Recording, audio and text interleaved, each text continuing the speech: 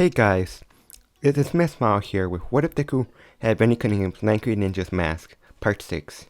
Now before we start, I'm going to ask you guys for help, because Benny has hundreds of ninja arts, but they didn't show them all, so if any idea for some ninja art slash magic they can do, please tell me in the comments. And also, Todoroki is a girl, but forget about that. Let's start off with the what if. So after the last part, Deku finally gets a new sword, and is now preparing for the sports festival. But while Deku is a Ninja Nomcon, he's learning a new move called Art of Escape, but Deku just can't seem to be able to escape these chains without making any noise. But then he gets shot out the Ninja Nomicon. When he tries to go back into the Nomicon, he hears an explosion. So he decides to go check it out. But when he arrives, he sees that the heroes have already dealt with the monster, but as Deku's looking above them from the building, he starts wondering to himself that every week there's less and less monsters. He's wondering why, but what Deku doesn't know, that Shirogane is talking to somebody on a sort of screen, and on that screen is the sorcerer.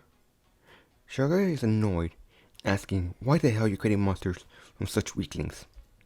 But the sorcerer is just screaming, saying that she has to create any monster he wants. And then he cuts off. Shirogane is scratching his neck in frustration. But let's cut back to Deku, because he's currently training. He believes that he should be able to get more muscles in case he loses his mask, or Chamber loses his powers. But I can already tell you guys want to hear about the sports festival. So let's start off with the race. Deku's getting ready. Deku also noticed that Deku got slightly buffer. Deku puts on his mask and gets ready because since he got the highest score in the entrance exam, he has to give a speech, which pisses off Kacchan Todoroki. But as Deku gets up, everybody's looking at him pissed. As Deku begins to talk, he starts saying that some people are going to tell you you can't become a hero with a weak quirk or a villain's quirk. But screw those people, because there's nobody on the planet that can stop your will to become a hero. So I'm telling you now, if you don't give it your all, then you're screwed, because I'm going to give it my all. Because I want to be a hero, so even if there's only one winner, there'll be hundreds of future heroes standing right next to them. And as Deku finishes his speech, begins to walk away, looks behind himself and says that he forgot to tell everybody, but don't forget to go beyond plus ultra. He then puts his fist up in the air as he walks away, so he can get ready for the race. But as he leaves, he puts out the book and says, "Thank God the book had a art of confidence." Then Prison Mike introduces himself and raises their head in the obstacle course. But as soon as he says go, everybody tries to run. Before anybody can even take a step, the entire starting line gets frozen by Todoroki. As Todoroki begins to run, she feels warmer. Then a slow motion Deku goes right past her face. As Deku runs Todoroki, and before Todoroki can ask how is he outrunning her, but then she sees that Deku is shooting fire from his hands, like some sort of jet. But then Deku stops. And Todoroki arrives. She sees a giant robot. Todoroki says, "Are you scared?" But then she sees Deku do a hand gesture and shoot the robot's leg, which makes it fall and slip. But then Todoroki gets her teeth, causes a massive ice glacier, which knocks down another robot that lands on Kirishima and Tetsui. But they soon get up like it was nothing. But Deku and Todoroki keep on running, with Kacchan catching up. But then they come across the fall. Just like the cannon, Todoroki creates an ice bridge on their tightrope, but Deku just running on the rope like it's nothing. But as they continue running, Todoroki is slowly ganging up on Deku. Kacchan just right behind him, screaming that they're going to wish they didn't forget about him. But as they get close to the finish line, Deku Ninja senses activates. So he stops. He sees Kacchan and Todoroki going past him, but Deku twists his scarf and pulls them back. But as they get pulled back, Todoroki's ice breaks off and an explosion goes off. After the smoke clears, Prison Mike announces that it seems the little ninja seems to have noticed that the final obstacle are mines. And he admits that he's impressed that Prison Mike taught him so well. Bruiser has just said he didn't teach him that. He just learned that by himself, which makes Prison Mike tell Razorhead, since that his students are probably a better hero than him. Razorhead tells him that he's been chatting. Deku uses agility to do multiple flips over a mine without breaking a sweat. Which makes Prison Mike say, "Wait, what?" Then Razorhead announces that Deku is caught in first place, with Todoroki in second and Kacchan in third. And after everybody finishes, then explains that the next event which is can't really battle. But then Deku hears Midnight mention Deku has 10 million points, which makes everybody see Deku the target. And as Deku mumbles to himself that he's saying that he really needs to help, some scribbles appear in front of him saying that he's screwed, which makes Deku say, "Screw you, Namon-kun." So everybody begins to walk away from him. Deku tries to reach his hand out, but everybody just backs away. Then he notices Uraraka. Deku's surprised. She says she wants to join Deku, because why wouldn't she want to work with friends? Which makes Deku cry a little. Then he agrees. But then Deku comes up with an idea. So he begins to walk to Tokiyami and ask him to join his team, because he has an idea. Then Uraraka asks about the third member. Fourth. But Deku responds by saying that their plan will only work with 3, because if they had more people then they might be too happy. But as Deku says that, pink-haired girl shows up and tries to grab Deku's mask, but fails. And Deku pushes her off and asks what the heck she's doing. Then she introduces herself as Mei Hasumi. And all she wants to do is see his baby. She makes Deku question, what the heck are you talking about? She then says that she's tired of his baby, how his suit can withstand ice, fire damage, and he has a pocket universe in his pockets, and I was able to store an entire costume in one cloth. How they are so much better than her babies. But when Deku looks at her boots, he asks what the hell do they do? But when Mei says that her boots make her float, Deku grabs her hand and says, "Join my team!" It just makes Mei say, "Sure." For some reason, Toki seems upset. But she thinks to herself that Midori must be so annoying that even when trying to focus, she finds Deku annoying. But Deku and his team get ready. Deku explains his plan. So as soon as they say go, everybody charges at Deku's team. But then Deku says, "Hold your breath." He then throws like 10 smoke bombs, which either make people back away from the smell, or feel that they might bump into an enemy. But then a bunch of blue balls come out of the smoke, which makes Bakugo's team get back to ice bombs. So Gachan's group gets back, but a few gets covered in ice. Then Todoroki uses her ice. Some other people use their range quirk and aim for the smoke. Then Dark Shadow, Deku's guard comes from above and steals some people's headbands. That's when they notice that Deku's group is flying above them. But under Deku's mask, he's smiling. He's putting like 10 more ice bombs. So Deku starts throwing bombs at people, where Uraraka and Mei help by dodging, and Dark Shadow steals some headband. But then Deku sees an ice wizard, so he does a fireball. Deku sees Kachan, so Deku says Ninja Tangle Jet, which shoots them away from Kachan. But as soon as they land on the floor, before they can recover, Mei's boots get stuck and breaks. But thanks to Deku's fire stream, he moves out of the way. And then Kachan, the Kachan appears. So Deku says, "Time for Plan P." So Deku throws a bunch of ice bombs to his friends and teammates. Then Deku begins to mumble to himself. He says, "Ninja Air Tornado." But as the tornado appears, Stroki says that this tornado won't stop her. Then Deku says, "Combine move, Tango Flaming Tornado," which causes the flaming tornado to surround him. But as the tornado forms, Todoroki breaks his ice bomb, which kills him a bit, but only works for a while. Then Uraraka breaks hers, which makes Deku say that's too early. But as Mei uses hers, Deku says Ninja Firewall, which knocks everybody nearby down. But then Deku says Ice Barrier, which cools them, but then Kachan breaks through. Before he could get in close, the alarm goes off. The car battle's over, which pisses off Todoroki and Kachan, but they soon leave for the next event. Before they start, Oju says that he wants to talk to him, that he needs to be careful of Shinso. After they finish talking, Todoroki walks in and tells Deku that she's gonna beat him without using her father's quirk. When she said that, Deku pulls the collar down because she was a little taller than him, since Deku didn't work out as that tall. When he pulls her down, says that if she doesn't use her fire, then she isn't going to stand a chance. That she shouldn't care what her father thinks. Cause when she becomes a hero, they're going to recognize you for you, and that her quirk is hers and not his. Then he says that he's better to try his best, then leaves. When he does, Kachan asks, why the hell did he leave? As Toki leaves in an upset tone, she says she will beat him. But as Deku walks out, there's a mic and race that introduces him. They introduce him, but before Deku walks out, there's a Nomicon.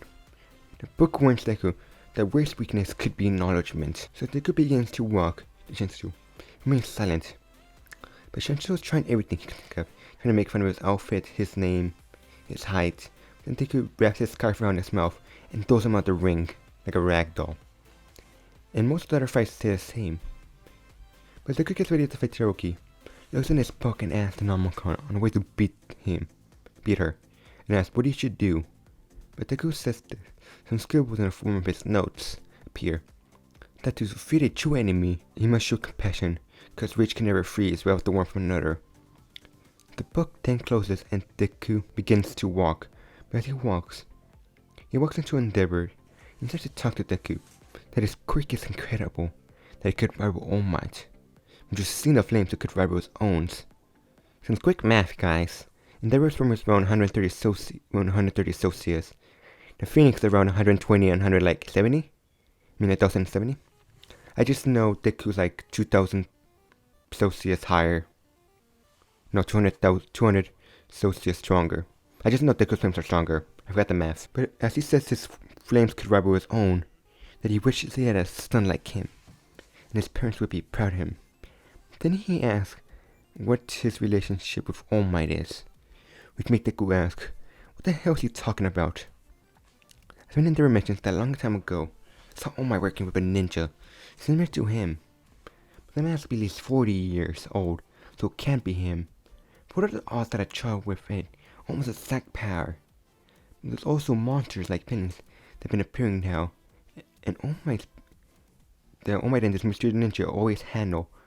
But lately there's been less monsters, and All Might's fighting these monsters by himself. That's when Deku asks, what the hell is he talking about? That's when Endeavor mentions that nobody is sure of the ninja's existence. That means they could be any age or gender. Let them know that you're not the child of this ninja and All Might. As soon as Deku hears this, he face palms and walks off. He says that All Might's not his father, that the ninja he heard is a deceased mentor. He then walks off. Before he leaves, he said that Cherokee isn't him. But as he begins to fight Cherokee, he remembers the words the Nomicon say. So when Deku sees a glacier, he uses a fireball, melting it before Cherokee can hit him. But as Cherokee sends more and more glaciers, Deku is either dodging them or burning them.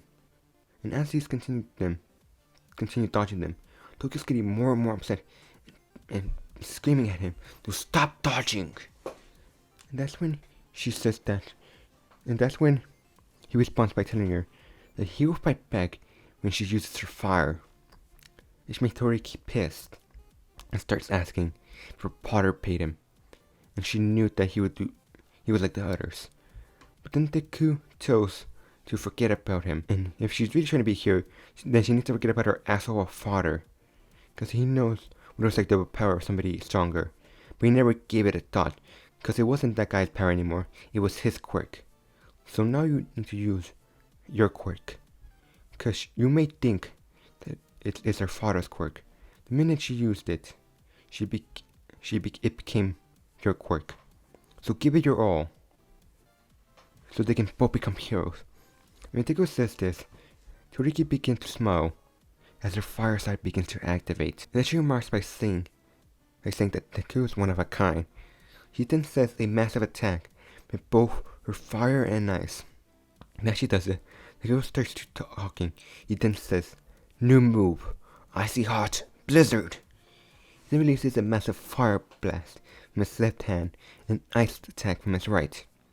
But as Cement, Toes, and Midnight try to stop them, an explosion happens.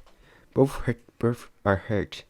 But as Deku begins to collapse, Deku says 3 more words. Art of Healing.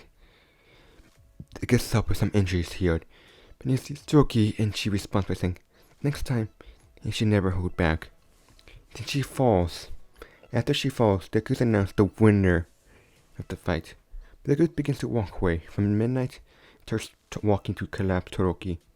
Then have the medical bots get her on a bed. Then he uses Art of Healing. As he heals her, he begins to walk away. He leaves everybody in shock. Some of them might ask, what just happened?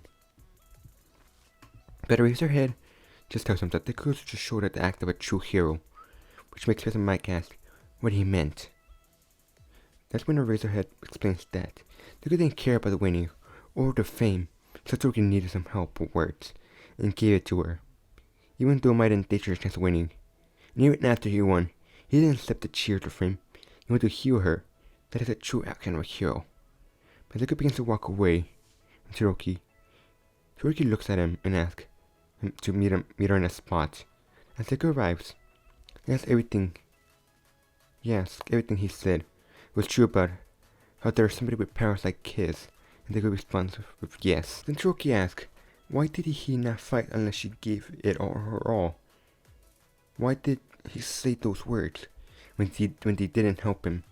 Why is he so strong and why is he so kind? That's when the girl goes up to her and says, because a true hero doesn't care about fame, money, or anything like that. The true hero cares about saving people. Why he's going to be the future number hero.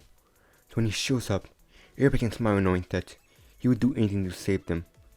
But before the girl could walk away, Todoroki grabs him and looks down. She then says, damn it. She leans in to kiss Deku, which... Sorry guys, did not part to skip, but I hate doing ships. It's so freaking, what's the word, awkward. I'm gonna read it anyways. But after she kisses Deku, which makes Deku ask, what the heck is she doing? Todoroki just responds by telling that why wouldn't she do it? He's perfect, he's far too kind, and he's strong, so you can protect everybody, even when they don't want to help. She wants Deku to be her boyfriend. Fucking hell. Sorry for language. The Deku go red. Before he could go ask for help, he realized that he doesn't have art of confidence. So without the mask, Deku loses confidence. But Deku tries to respond, but he kept mumbling. Todoroki asks, what's wrong? Does he not like her? But as he tried to talk, Deku just panics and begins to get flustered. But Todoroki realized something. She begins to walk away. And she tells Deku that she'll be waiting for his response. She hopes he says yes. And then she leaves. But as she walks back, she stumbles into her dad and asks where the hell she was. But she still know him. But Deku responds by telling her that he knows she wants to go talk to that ninja kid. Deku responds by asking why does he care? And Deku laughs and says that he's upset that he was called an asshole by that kid on the media, but he's impressed by that kid's quirk. So they decide to confuse Todoroki. But Endeavor responds by telling her that if she fails, he won't have to worry, cause he knows that she likes that boy, which means that the truth will surpass everything on Earth.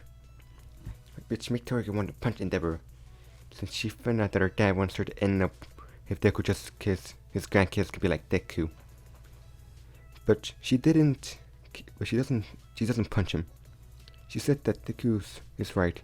She's nothing like him. But guys, I'm going to have to end the video here because it's like 15 minutes long. But please don't forget to subscribe and share the video. Also telling me what ideas you want to see in the comments below. Before you leave, don't forget to check out my Discord so you can go beyond plus ultra.